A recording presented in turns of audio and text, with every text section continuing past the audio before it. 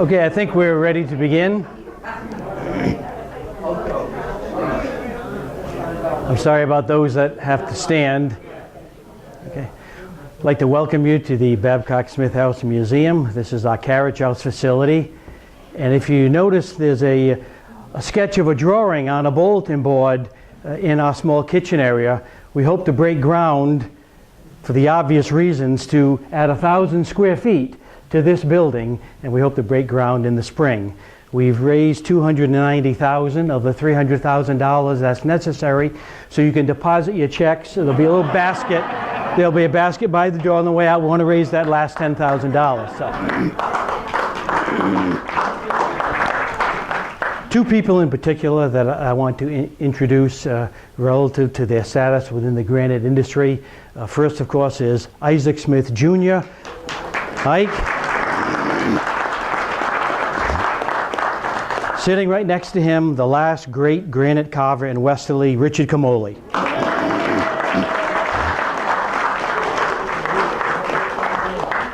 In the back, we also have copies of Built from Stone, the Westerly Granite story, and what you're going to see today is some of what's in the book, focusing on one of the companies that existed in Westerly and really was a main economic engine for our community for over 100 years. In the 1900 census, 57% of Westerly residents had a direct connection to the granite industry.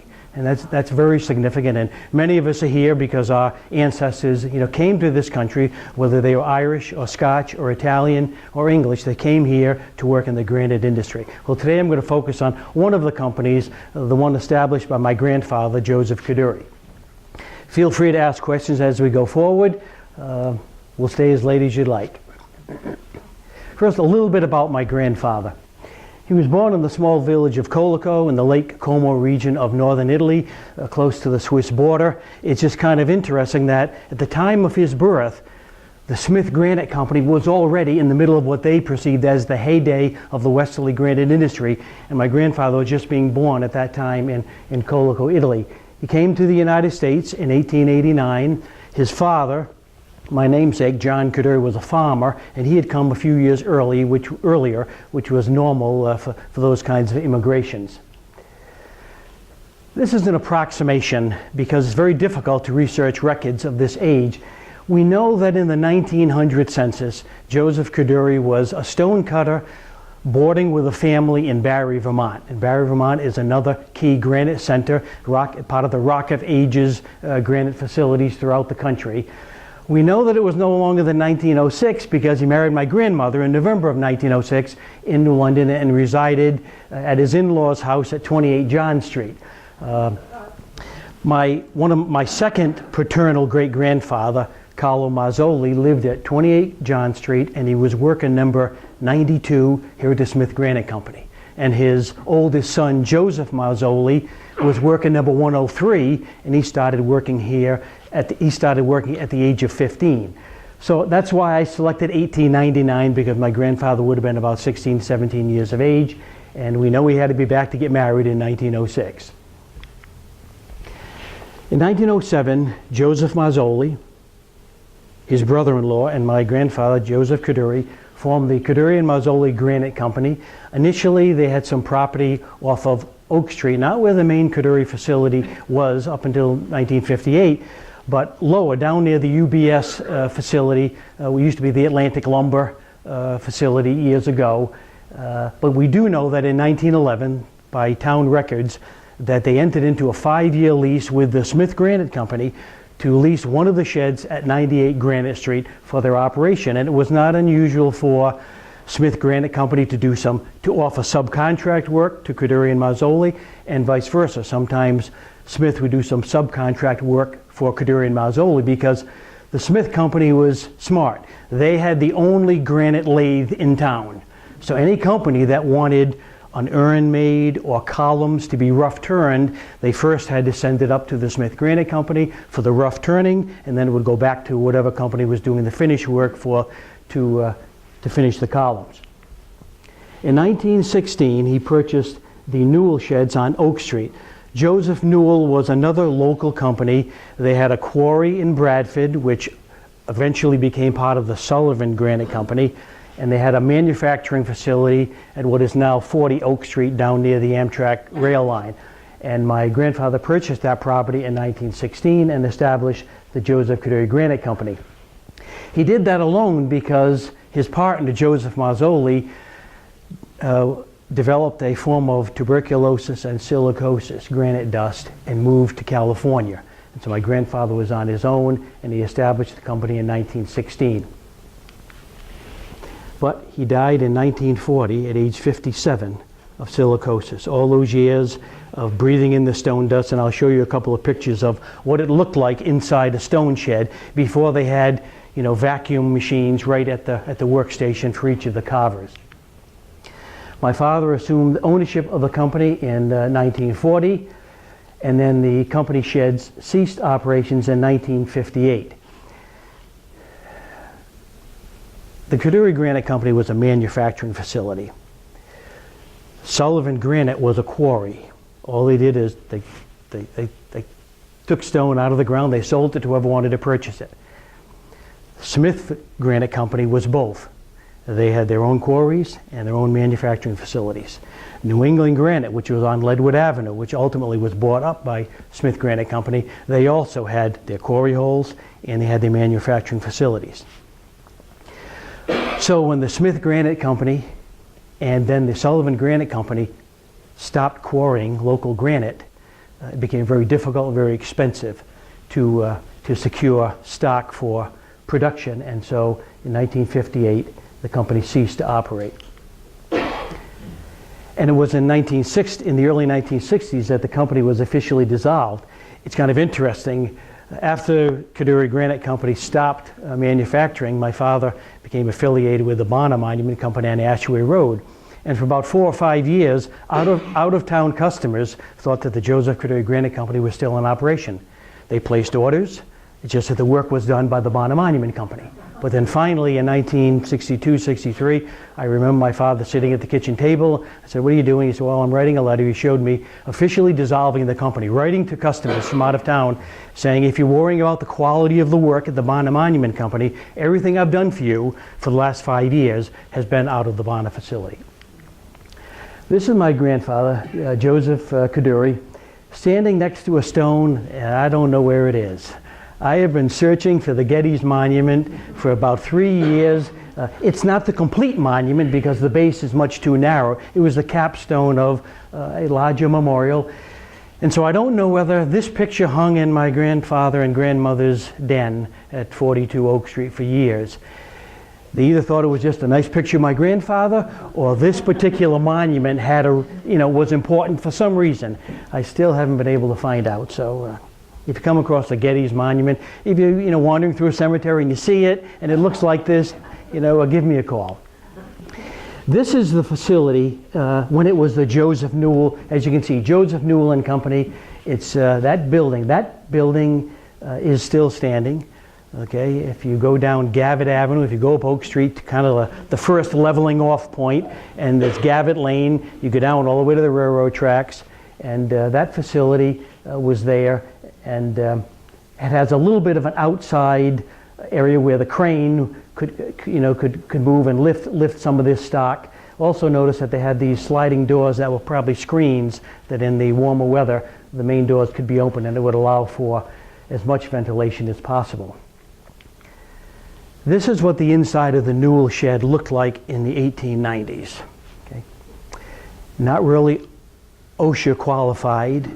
I noticed that no one in the photo is wearing safety goggles, and working in such close proximity, hammering away, it's bound to people I'm sure had lost eyes and so were injured. And notice what's on the floor, all the stone chips. Just walking around could be a dangerous operation, working in such close proximity. But notice the glow up on top.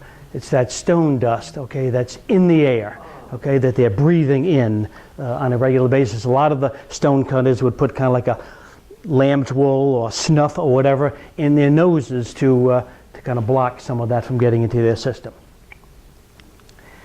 Here's another shot of that same shed. Once again, you know, it's not the best working environment. First of all, the proximity of each worker, and it was a dirty, dusty, tough way to make a living, especially in the winter.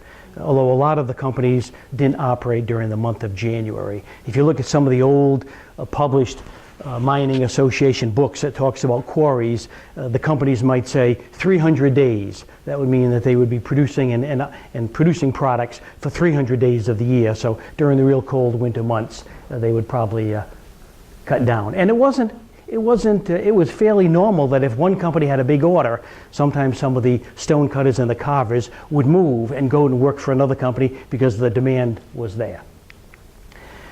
So this is that same building, but from the back side, and you can see the new name is there, just in reverse, Joseph Coduri Granite Company. This was the power plant. This was where the foreman used to have the blueprints and so on.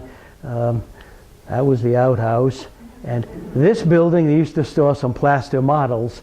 And interesting story as we go forward, an experience I had as a young child there. But as you can see there's a crane that ran along rails through the entire plant and out into this open area. And after my grandfather purchased it, he he extended the shed by about 60 or 70 feet. This is looking from the other angle, and you can see that the crane is right there and the operator is sitting there. But this is the original building. Then you've got an open air space and then you've got another partially covered area and then more open space.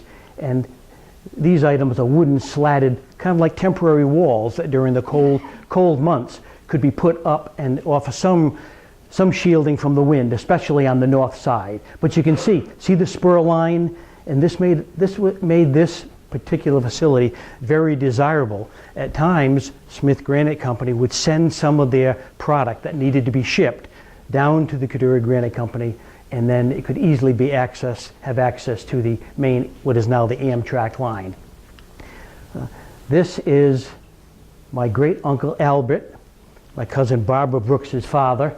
He was the foreman of the Joseph Coduri Granite Company until he passed away, stone dust related diseases in about 1936. And my uncle Joe, Joseph Coduri Jr., is behind the wheel, but you wouldn't recognize him there. My grandfather lived in New York for a while when he was a young boy because his younger brother was born in Brooklyn, New York. And this is down at Brightman's Pond. And in 1922, my grandfather, which is right here, and his son, Joseph Coduri Jr., hosted a gathering of the Memorial Crafts Institute of New York City. And it was gatherings like this that made a lot of connections, because I have very few records of the Joseph Coduri Granite Company, but I have a collection of photos that were used in the sales office, and a vast majority of them were orders from New York City and the state of New York, and it was making contacts with people who were kind of in the retail business of selling granite monuments. My dad used to tell kind of a funny story that people who were from New York City, okay, would go back to New York and they would talk to a granite dealer, okay, not a manufacturing plant, someone who had a storefront operation, and they'd place an order for a granite monument. Okay, then that person, who was a friend of my father, would call the plant at 40 Oak Street, okay, and they'd place the order. And my father used to chuckle and say, these people summered in Watch Hill. They could have driven from Watch Hill to 40 Oak Street and saved themselves a lot of money. You know, take that middleman out of the proposition. And so gatherings like this brought a lot of business to the Coduri Granite Company. This is a shot of the workers. My grandfather is number 22. My uncle is number 21. My dad is right there at number 20. And we've got other people. We got, let's see, there's Albino Coduri. That's Bill Bell. There were two Bill Bells. I see David's here today. And there's another Bill Bell. There's another right there. Where's Dave? There's Dave over there. That's Dave's grandfather, okay, who was a draftsman. When I was a young boy, I remember his grandfather being a draftsman in the shed. There's about 75 people in this shot, which is about 75 to 80 was the maximum number of people that would be employed. As opposed to Smith Granite Company might have 400. But Smith Granite had all the quarry workers as well as a manufacturing facility. Okay, this was just a manufacturing facility. Right here also is Joe Gervasini, number 3, one of the great carvers from Westerly, probably was a premier carver at the Coduri Granite Company during the 20s and the 30s, and I'll show you some of his work as we go forward. This is another shot showing a train, a car that had been wheeled right into a shed. That's my aunt, Antoinette Coduri Salamino. Okay, her 2 daughters are here, and also the only child of my grandfather, Carol Coduri Sposano, is here also today. There were 4 children, my father being the third child, and this is my Aunt Nettie. This is the Coduri shed in the 1930s. Once again, kind of a dirty, unsafe, facility. Lots of stone chips on the floor. Once again, you see the glow up by the windows. Although I do see hydraulic lines, but I don't see any ventilation ducts. Okay, that would remove some of the stone dust. On March 5th, 1934, there was a major fire and burned down the main shed of the Coduri Granite Company. That's my grandfather. Looks a little bit despondent, looking down at the ground. Some of the workers have already started it was a $100,000 loss. Nowhere in the newspaper articles do I see any mention of insurance. And of that $100,000 loss, 60, and that's in dollars then, okay, 1934 dollars, $60,000 in building damage, and they rebuilt the entire facility. And you had $40,000 in granite monuments lost in production. I mean, you've got a raging fire, okay, so the stone gets very hot. Well, the firemen obviously have got to put the fire out, and so cold water, okay, is put on it, and it causes them to crack and get damaged. This is the hand from one of the monuments. I'm going to show you the monument. This is one of the hands from a monument that was almost finished for that night in March of 1934. And it resided in the Westerly Fire Department for about 75 years. And Dick Camoli brought it to my attention. He says, he said, we have a hand from a monument that my father, Frank Camoli, was carving at the Coduri Granite Company, and it's been in the station. So I went and talked to Chief Dave Sales, and I said, we'd love to have it here in the museum, and so we do have it, but this is the monument that it came from. And so this monument was almost complete, the Berwyn monument. And the Berwyn family, this is the family that built the Elms in Newport, okay, the Berwyn family. And so this monument was nearly complete and had to be recarved, okay? And as was the case when a tragedy would strike one particular granite company, the Smith Granite Company offered the use of their cutting shed, for production work while the Coduri Granite was being rebuilt. This is another shot to show the hand, okay, even clearer. But it's almost as if it looks like it's fabric, that you could touch it. And the difficulty in carving behind, the statue, because with granite cutting, it's not like sculpture where you keep adding more and more of the product until you take it away. And if you take away too much, you can't put it back. Okay, so it's quite a challenge. This is a handbill for September 28, 1958, when all the equipment on the property was sold. I remember that day. I was 11 years of age, and Ernest Domain, a well-known auctioneer from the area. Some of you are familiar with his auctions that he held. He conducted the auction. This was an article that was in the paper in 1958, highlighting the fact that the Granite Company equipment was going to be sold. That's my dad. And this is a plaster model of one of the lions that's in front of the Coduri Mausoleum, and I'll give you a full shot of that a little bit later. Then in 1960, the last granite cutting shed in Westerly was sold. It was sold to Angelo Gencarelli from Best Eaten Donut. He wanted the spur line. He wanted to be near the railroad tracks to build a flour processing plant for the making of Best Eaten Donuts. He then sold the shed portion to Leo Cherenzier, and they still are in operation today, 55 years later, doing cement, culverts, septic tanks, and so on. So there are different types of monuments that can be produced at at almost any granite manufacturing company. I'm going to show you a few of the different types that were produced at the Joseph Coduri Granite Company. This is the fountain bowl in Wilcox Park. Was produced by the Joseph Coduri Granite Company. A few months ago, the Westerly Lions Club played a key role in the restoration of the mechanics of the water fountain, and they held a little ceremony to honor Sam Falcone, a member of the Westerly Lions Club, for the leadership role that he took in the restoration of the fountain a number of years ago. The World War Memorial at the base of Grove Avenue and Granite Street was a job from the Joseph Coduri Granite Company, but the rough turning of the center column, the rough turning of all the balusters, where were they done? They were done at Smith Granite Company. They were subcontracted to the Smith Granite Company because Smith Granite Company had the only lathe in town. The Columbus Monument in Wilcox Park. The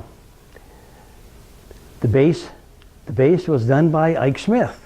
Okay, the die was done by Mr. Virzillo. Andy Anderson did the globe, and Charlie Gattoni did the main statue. For those of you who've been in town for a while, you know this is the second location. The first location was more in the rear of the Westerly Library. This was the plaster model. That's Charles Pisano, who is the designer. Remember earlier I mentioned the shed where some of the plaster models were stored. Well, that's the shed that this model was stored. And I must have been 6 or 7 years of age, and you can imagine I had two brothers, Richard and Joe, who's also here. You know, we enjoyed spending a lot of our summertime getting into trouble down at the cutting shed. And we did have our fair share. My best story is when I pulled the end of the workday whistle 10 minutes early. Okay? At 10:04, my dad was not happy with me on that afternoon. Well, anyway, I went into the shed where this was being stored, and I opened up the doors, and of course the light came in, and this is a pretty good sized statue, and as a young boy I was startled, and it was a while before I wanted to go back into that shed where they stored the plaster models. This is the Roger Williams Memorial at Prospect Park in Providence. It's a nice monument.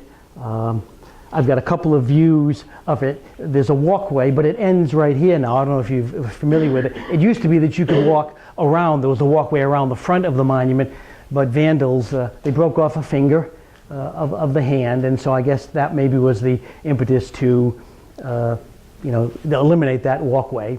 This is a rear shot. Okay, as you can see, you got the state capitol here, and you got a crane. The day I was there, they were doing some work in downtown Providence, but it was a beautiful spring day. But this is not the bottom of the monument. Okay, this is the monument from down below, the topography, and unfortunately, vandals had done some of their work on the granite base. But it does give you, you can see where the fence ends right here, where it used to swing out and come and walk right. You could walk along the front of the monument. The facings of the Lincoln Tunnel in New York City, where the granite for that was cut by the Joseph Coduri Granite Company. This is the Lee Jackson Memorial in Baltimore. Beautiful sculptures. The granite was supplied by the Coduri Granite Company. It's not Westerly granite, though. You can easily see that it doesn't have the fine grain that is traditionally from Westerly, but this was done in 1949. The 2nd Division Memorial on the White House South Lawn, once again, produced on Oak Street, but it's not Westerly granite. It could have been something from out of town, and there have been some additions to this monument since this photo was taken. So, cemetery monuments. I'm going to walk you through kind of the evolution of the different types of monuments, and all that you're going to see were produced on Oak Street. This is just a basic marker. Happens to be my grandmother, but we had a number of the family stones cleaned 2, 3, 4 years ago, and I wanted to take some pictures, and I went, and it was a beautiful fall day. And I didn't really create this image of the leaves. There were a few leaves on the marker, and I brushed them off. but the way the fall leaves frame the marker. Pretty basic. It's what they call a hammered finish. Okay, it's a hammered finish, and you've got sandblasting that created the letters and the numbers for the basic marker. Now here you've got, a base and a tablet or a die, a little bit more elaborate. This is hammered finish, but down here you have what we call rock face. It's rough. It looks like you just, pulled it out of the ground. But you also have sandblasting of the letters, and you also have sandblasting of some of the flowers. Sandblasting is a process where they create the image or the letters or the numbers, and it's kind of like a rubber, and you put it on the stone, but on that rubber is what the face of the stone is going to look like. And then the sandblaster will carve out, okay? He'll carve out all of the numbers and the letters so that they're exposed. There's no rubber on that particular spot. And they put it into the sandblasting unit and shoot sand at it, and the sand cuts away where there's no rubber, forming the letters or the designs of the flowers. Now we're getting a little more elaborate. Okay, because here you have a couple things. First of all, you have the rock-faced monument, okay, but here you have raised letters. Raised letters are a lot more difficult, to do because you take away, okay, and you can't take away too much. And you also have beautiful lilies, okay, and a number of the monuments have lilies on them. You also have a cross that fades into existence and grows as you go up to the cross area. But the beautiful carving on the lilies. Bruza was the family. If you look at the main United Builders Supply building on Oak Street, just to the left, you can kind of see where there are racks where they store lumber. The Farquelli and Bruza company was there on Oak Street, and it closed sometime in the mid-1950s. And for whatever reason, I was with my dad, and he was going down to look at the facility, whether he purchased some equipment or not. Probably not, because things were slowing down in the mid-50s for his facility as well. So here we got a little bit more elaborate. John, would that all be one piece? Well, no, the base would be separate. The base is separate. Everything else is one piece. Yeah, and I don't have a reverse shot, but there are names sandblasted on the backside, family members. Now this is my great-grandfather's stone, and once again you've got rock face and you've got hammered finish, and this planter is part of the base. Okay, it's not a separate piece, and everything. But here you've got elaborate raised letters. You've got a hammered finish, but you got raised letters, and the letters are polished. Okay, which requires a little more work. But what's really interesting about this is the carving. Notice how the letters and the numbers look like they're behind the lilies. I mean, that's beautiful craftsmanship. I have a feeling, although I don't have documentation, that Joseph Gervasini did the carving for this. It would have been the middle of the 1920s. He was really at his prime, although his prime extended up until certainly the early 1940s. But he would have been of the right age, and he certainly had the talent to do this kind of work. This is my great-grandmother, Barbara, born Colico, Lake Como, Italy, 1855, 1928. But once again, beautiful lilies, on the stone. Not easy. There's no one that can do this anymore in Westerly. And I've seen some work done from other regional companies more recently, and it's not of this quality. Yes. How do they maintain that flat surface as they're taking away everything else? Well, they would do the hammered finish last. They would start taking away and working their way down, okay, to get to the flat surface. But they would leave, because they would have a plaster model. Okay, they would have a plaster model of what it's going to look like, and they would use that, and they would slowly start creating, the highest points, okay, on the raised surface, and work their way down. And when they get to the point that the raised letters are done, the area right around the raised letters would be down to the final, elevation that you would want, and then they would hammer finish, do a hammered finish of the rest of the area. Not an easy, hold on to one of those bush hammers all day. It's going to wear you out. Sean? It would have been, at that time, would have been pneumatic tools that were used? Well, this is the mid-20s. You did have hydraulics, okay? It could be a surfacing machine, which was large hydraulic machine that was on it would roll, on a crane piece that would swing out, and they could control to a certain extent. Peter. How long would something like that take to do? Are we talking in terms of months or years? Yeah, I can give you a specific example of a similar carving on a slide that's coming up. This is an interesting monument, the Lytle Monument, and I have to thank Linda Smith Chafee for this. This is a Civil War monument. Okay? Now remember, Joseph Coduri Granite Company began in 1916. Well, most of the Civil War monuments were created shortly after the Civil War, in the 1870s, the 1880s, even before my grandfather was born. Well, this monument was originally done in marble. Okay, and then 50 years later, marble is much softer than granite, and the monument had deteriorated, and so they wanted to have it reproduced in granite. Okay, so in 1915, 1916, the Joseph Coduri Granite Company, the owner of which wasn't even born, okay, probably when the original monument was cut, they got the order for the General William Lytle. His family was one of the founding families in Cincinnati, and Linda was doing some research on Smith Granite Company monuments in that particular cemetery, and you go to the cemetery's website. We're always doing this, especially if you're looking for monuments produced by a certain company.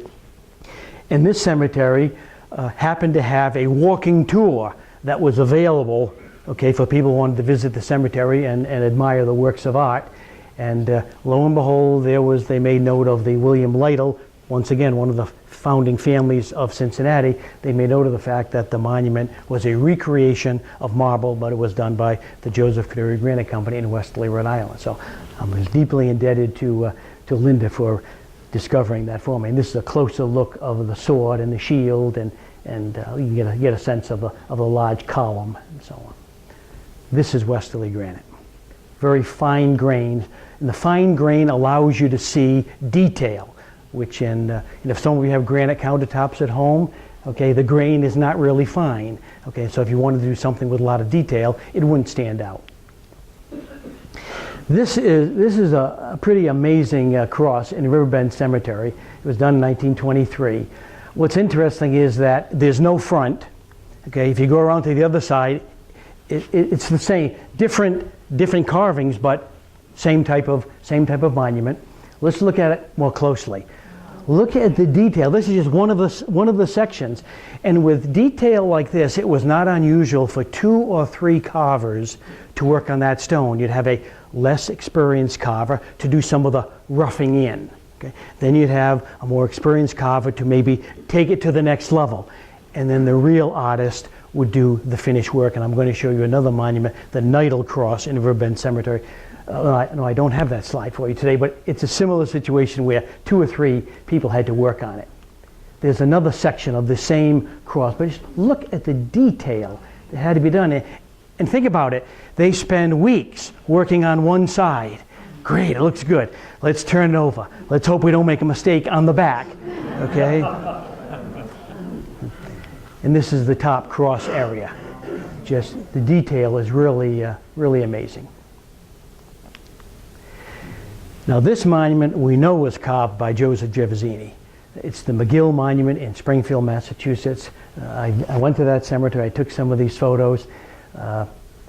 Here's a front view. The sun wasn't helping me at the time I was there. I couldn't get a good shot. Although I think it's almost better in the shaded section than it is. You lose some of the detail in the bright, because if we go back, you can see this was in the shaded portion, and you really get a sense of, okay, the image is coming out of the stone. Okay. Here's a close-up. Imagine having to carve to get in there, and the detail, the fingernails, even the cuticles, okay, and the teeth of Jesus, okay, in his mouth, and the button. And there's another close-up of Jesus' hand, where his hand would have been nailed to the cross, and the fingernails, and the thorns, and the nails. But notice the fine grain, okay, of Westerly granite. Okay? Yes? Is there some nomenclature for how fine the grain is going to be. If I were ordering a stone, would I have some way to specify how fine that grain would be? A lot of the work that was done at Coduri was purchased from the Sullivan Quarry in Bradford, and they advertised their granite as blue-white, fine grain blue-white granite. And the reason I said blue-white is that when it's hammered finish, it looks white. But if you take a polish to it, it has a little bit of a blue hue. But they actually called it fine grain so that people would know that it has that fine grain. I'm not aware of a categorization of graining. Okay, you would just, Linda?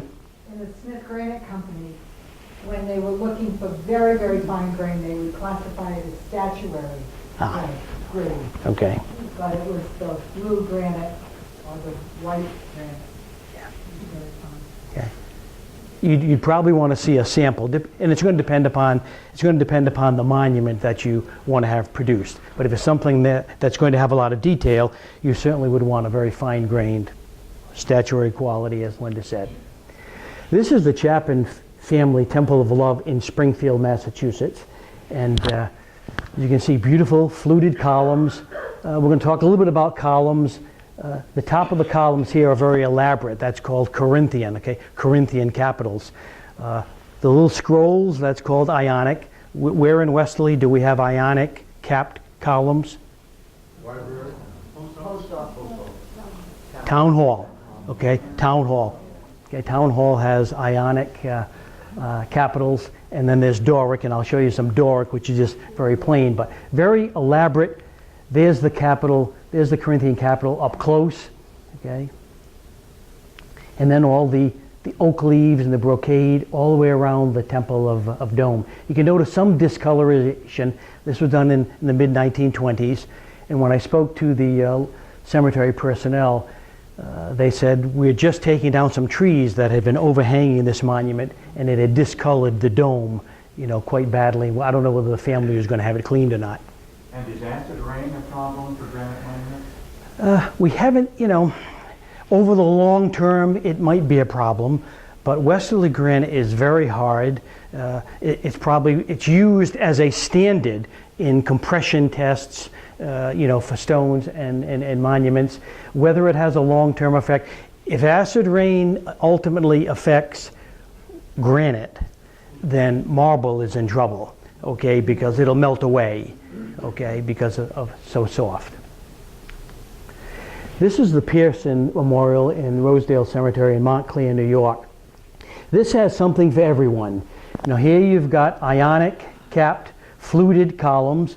I haven't visited this cemetery yet, so I don't know what the back side is, but this looks like the shadow of another, so there's probably another 4 columns on the back side. There may even be another statue, but you've got 2 statues, you've got at least 8 columns. You know, the detail work around the base is very, very elaborate, and it's a good sized monument. Probably, you know, obviously you got multiple bases and a lot of pieces, and it was not unusual that there would be companies that specialized in erecting monuments of this. You know, some company would just ship them to the site, especially when you get to mausoleums. And I'll give you the name of one particular company that did work. So the mausoleum here in excuse me, here in Westerly, this is the Cataldo Mausoleum. This is a Doric capital on top of the column. You know, pretty plain, but it's fluted. They're also tapered. Notice they get a little bit thinner as you get close to the top, and you get a couple of urns out front and granite bases and so on. This is in St. Sebastian Cemetery. This is the Moore family mausoleum, also in St. Sebastian Cemetery. Very similar style. The difference is the Moore mausoleum is 2 crypts deep, okay, where the Cataldo mausoleum is just 1 crypt deep. And a design feature on this mausoleum that is not as desirable is it doesn't have one solid piece on the capstone, okay, which means over time you've got a seam. Okay, and over time, water and so on is going to have an effect, and there's the potential to have, you know, some leaking. There used to be shrubbery around the entrance. As you can see, there's some discoloration. Also, this is facing north. If you're familiar with St. Sebastian Cemetery, the Moore Mausoleum faces north, and so therefore you're going to have more staining on the north side. Is the casket inside the crypt, which is inside the monument? I'm sorry? Is the casket inside The casket is inside. Yeah, if you were to go inside a mausoleum, they've got different crypts, normally slate lined, and the casket would go in, and there's a cover stone that goes over that. Okay. This is the Coduri Mausoleum in Riverbend, and what's nice about, we can analyze, you've got rock-faced finish here, here, here, and here. You've as most of it is a hammered finish. You have raised letters, they're polished. You have two statues, and you have what we call bas relief. That less than half of the image appears to be coming out of the stone. We're going to look at this image a little bit closer. Notice you have 1, 2, 3, 4, 5, 6, 7. 7 lilies. Doesn't it look like it's actual fabric? Okay, it's just like it's hanging there. If the wind comes up, it's going to blow. Joseph Gervasini did carve these two bas-relief figures on the front of the mausoleum. This one has the lilies. Okay. This took him 206.5 hours. Okay. 206.5 hours to do this one. It only took him 188 hours, okay, to do the one without the lilies. Okay, lilies a little more demanding. And so I took the hours and so on. I figured out he was Joe Gervasini at that time, this is 1938, was at the top of the pay food chain. He was making $1.25 an hour. Okay, $1.25 an hour for his 206.5 hours to carve this part of the total mausoleum. Okay. This is a close-up of this is the lion that's awake. There's one sleeping and one awake. Kind of interesting way they have the tail kind of hanging off the edge and the chin hair, touching and the paws overhanging the edge.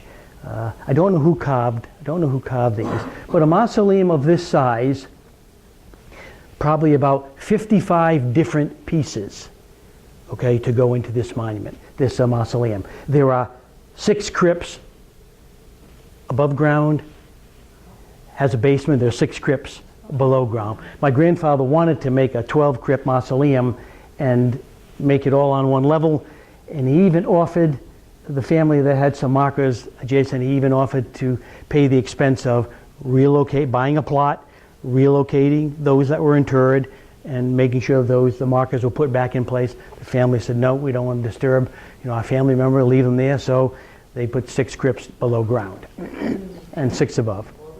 John, question. Yes. Where did they get the inspiration for the figures? Where did they draw their inspiration from? They'd buy plaster models.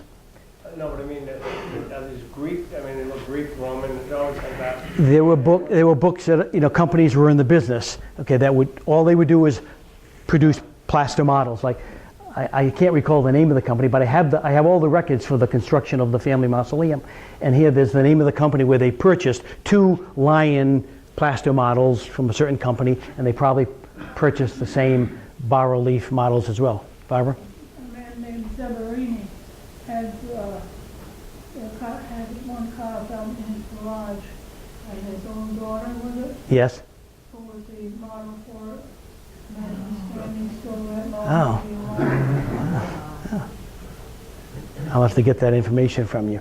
Yes, Jeff? What's the relationship between the plaster model and the actual carving? How did they use the plaster model? Well, they would be full scale. A lot of times they'd be full scale, and they'd have a pointing machine, okay, and they'd put it at 2 different locations. Then they would take that pointing machine and bring it over onto the granite monument, okay, and establish, okay, that's where the nose is. If the nose, they would start with the highest point on the plaster model. Okay, this is where the tip of the nose is going to be. If we're doing a human statue, that's where we want it. We'll get to that point, and now everything else is done in reference to that.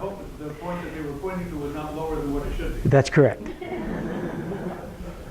can't imagine how they did that. And for many times, that's why a lot of times the plaster models obviously were saved after you've purchased them.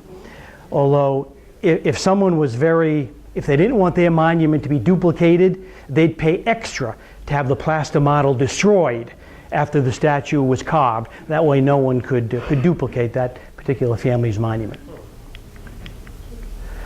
Now I'm going to talk about the Andrus Mausoleum.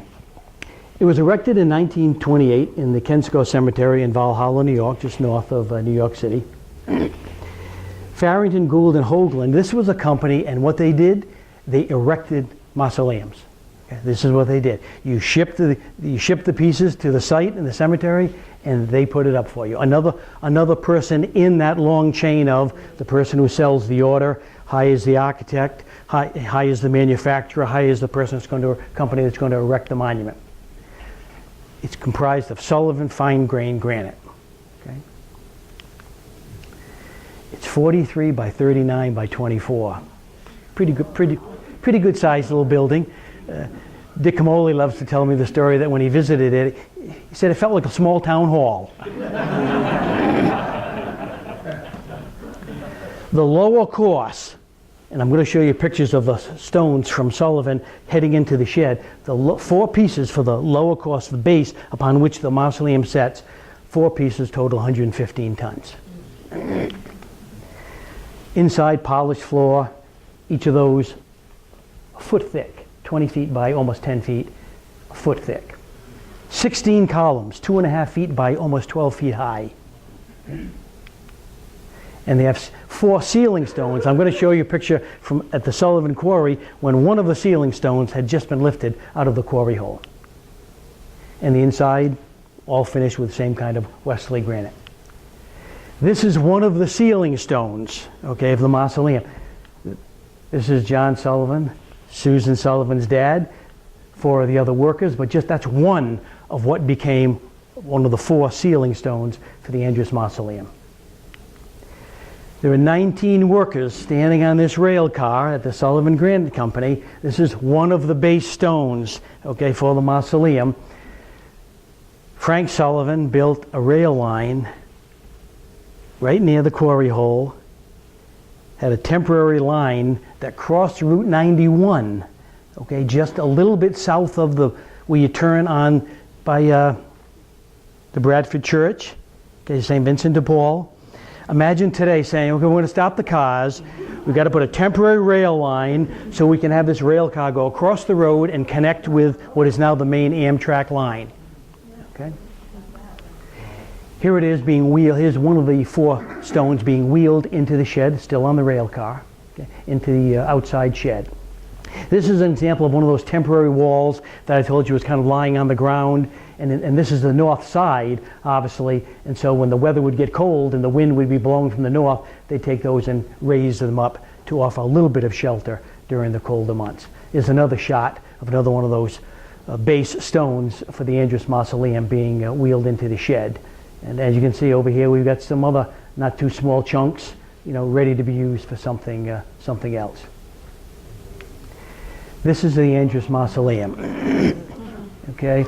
You've got 16 columns. They have Doric capitals, fluted columns, 2 huge urns out front, multiple steps, 4 roof stones, just quite a massive mausoleum. The company felt so good about the product that they created this handbill that my brother discovered at my brother's a postcard, historic memorabilia collector. He stumbled across this letter size kind of pad, and they were promoting the Andrus Mausoleum and as something that they produced the final product. Yes? Out of curiosity, what would the price of that, something like that? Mausoleum that I know the exact, when you go to newspaper articles, for this they talk everything from $500,000 to $1 million in 1926, 1927. Okay, so. What did Mr. Andrus do? He was an industrialist, made a lot of money. Yes. I have a question. When was this built? Mid-1920s. Okay. And what caused the demise of the Wesley granite industry in the 1950s? Well, the 1920s were boom years, for the country's economy, and people wanted to spend a lot of money, saying how important they were or how much money they had. They wanted grand monuments for their family cemetery plots. The westerly, the Depression came along, then World War II came along, and the desire wasn't there for people. They just didn't want to spend $500,000 to $1 million for a huge mausoleum like this. And a lot of, it's not that the Joseph Coduri Granite Company, like a lot of the other companies, it's not that they didn't want to make a marker. Okay, but I always remember what Chet Buffum told me a long time ago. Chet Buffum was the executive vice president of the Washington Trust, but then he established Buffum Realty. He left the bank, and they dealt with a lot of high-end properties. And after he sold the realty company, they started selling, more modest homes. And I said, Chet, how come you didn't do that? And he said, well, John, you work about as hard to sell $1 million house as you do to sell a $200,000 house. And you get more money if you sell $1 million house than you do a $200,000 house. So I focused on the more expensive homes. And so companies like Smith and New England Granite and Coduri, would obviously want a job like this. There was more risk.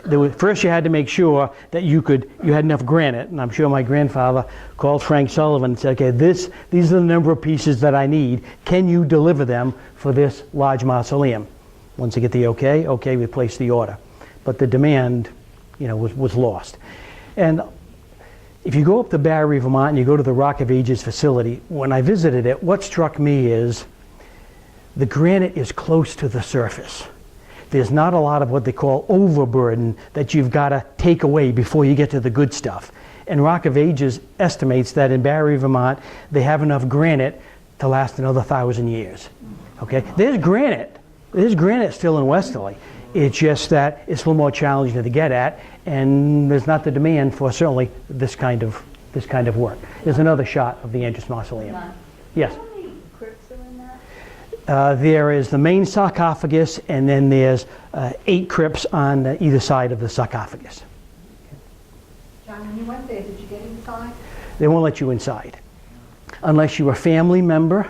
Okay, they won't let you inside. I begged the woman. I said, I explained. I brought my information, and I just said, this to prove that who I was and how it, was produced. I want to take some photos. I'm sorry, we can't let you inside. Does the family still exist?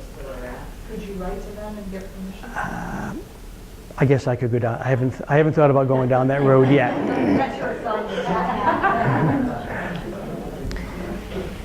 This is the Dumbra Mausoleum in Woodlawn Cemetery in the Bronx, New York.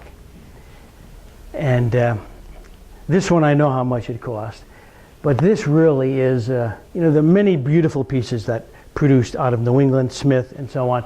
But this really has so much. It's a dome structure. It's got a Celtic cross. It's got statues. It's got columns. It's got pedestals. It's got brocade. It's just, and these columns are so tall. You've got 4 here. You probably got at least 2 on each side and probably another 4 in the back. It's just beautiful with the Corinthian capitals. It's just a massive undertaking. It's in Woodlawn Cemetery. What I do know about it, it was designed by Frank Naylor in 1927. It's a Renaissance Revival dome structure. Dominic Dumbra was a Prohibition winery owner. So there was Prohibition, but people still wanted their glass of wine. And he made a lot of money because then it cost $260,000, okay, in 1927. More than pocket change. At the time, it was the largest private mausoleum in America. Okay. It certainly is one of Wesley's greatest creations. Now, here's a close-up. I haven't visited this mausoleum yet, so I had to kind of zoom in on the photo, and I wanted to zoom in on some of the other features, but the resolution is not good. But here you can see the doorway, with the statue and the columns.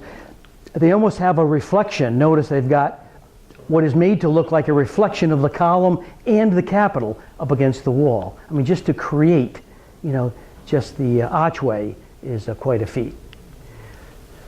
So this is the mausoleum when it was erected. I'm going to show you a picture of the mausoleum today. It's very well kept. They obviously have paid people to keep it clean, but there's something different, okay, about it today as opposed to what it was in 1927. You all set? How many pieces is the dome?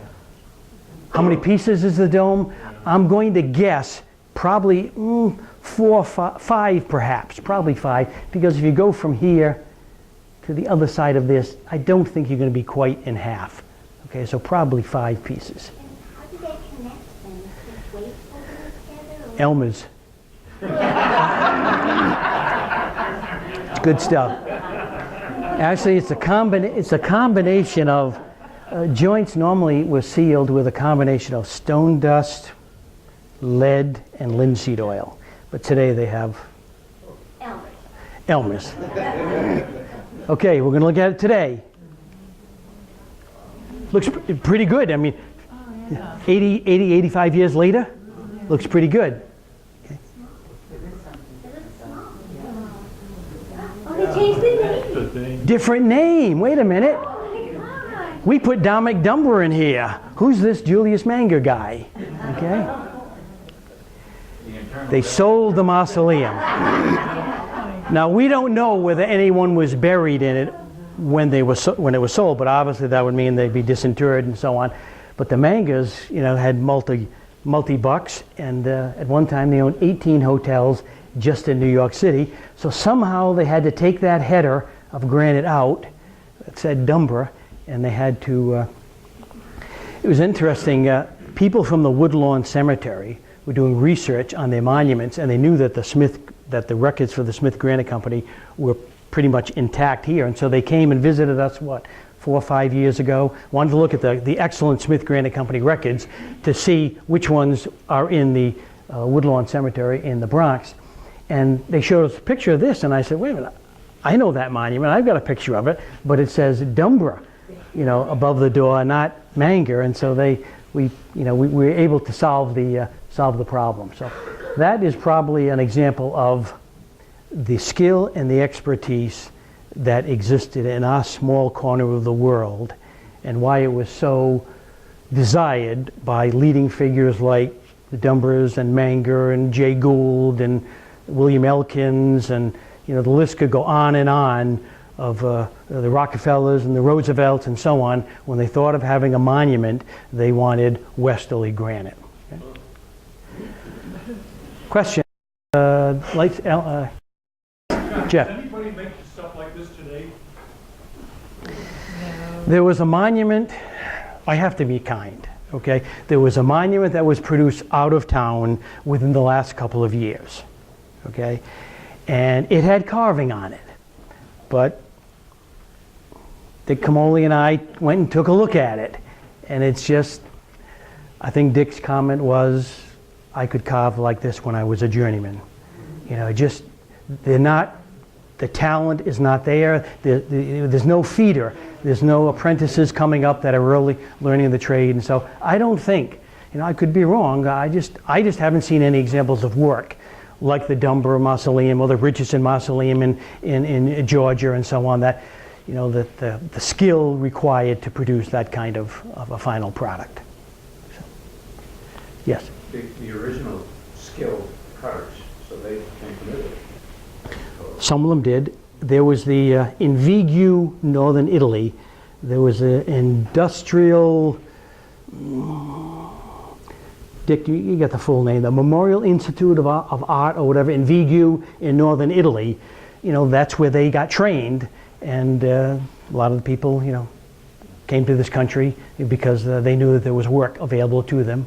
There have been a lot of great carvers. You got Angelo and Columbus Zeberini, in town. You got John Milbury, you got Joe Gevazzini, you got Richard Camoli, because they were different. There were stone cutters, there were polishers, and so on.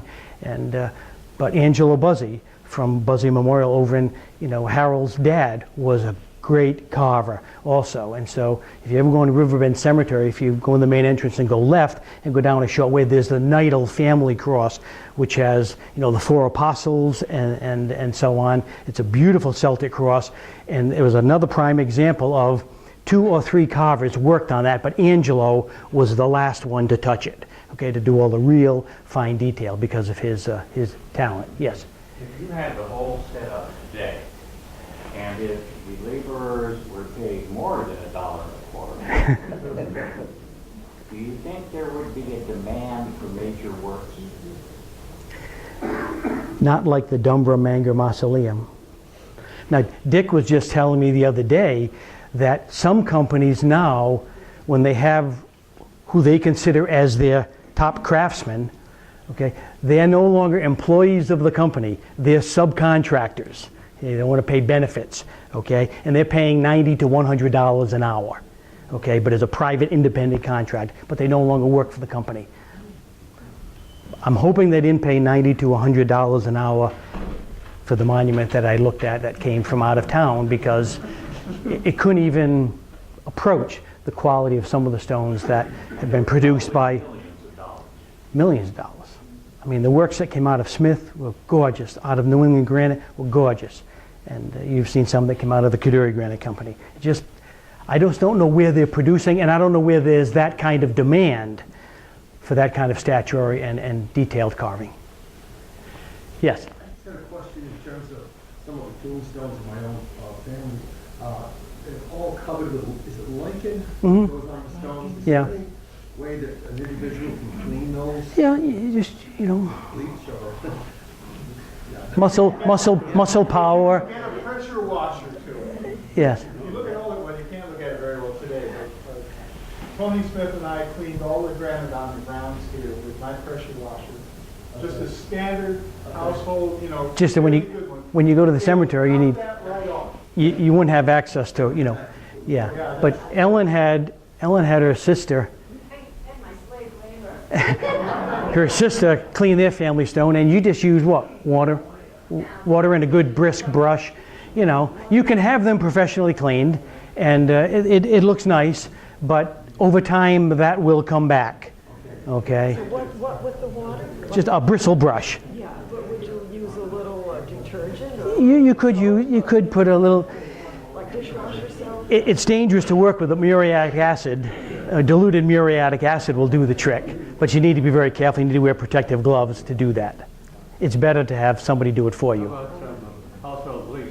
You could try it. A little bit of bleach. Yeah, not too much. Right, not too much. Also, how about foreign, are there any foreign countries where they have the skills to be changed? A lot of granite is coming from China and India today. Okay, just the stock. Okay, I know that last time I was speaking with Harold Buzzy, you know, he'd be ordering, you know, a base and a tablet, you know, and then he would just sandblast the names, the letters, and the you know, the names into that monument. But it came as a finished monument, exclusive of the writing and the dates. So yeah, China and India. A lot of the photos and the information that I shared with you today is available in Built from Stone. Ellen's holding up one of our books. We've sold over 1,000 copies of a Built from Stone over the past 2 or 3 years.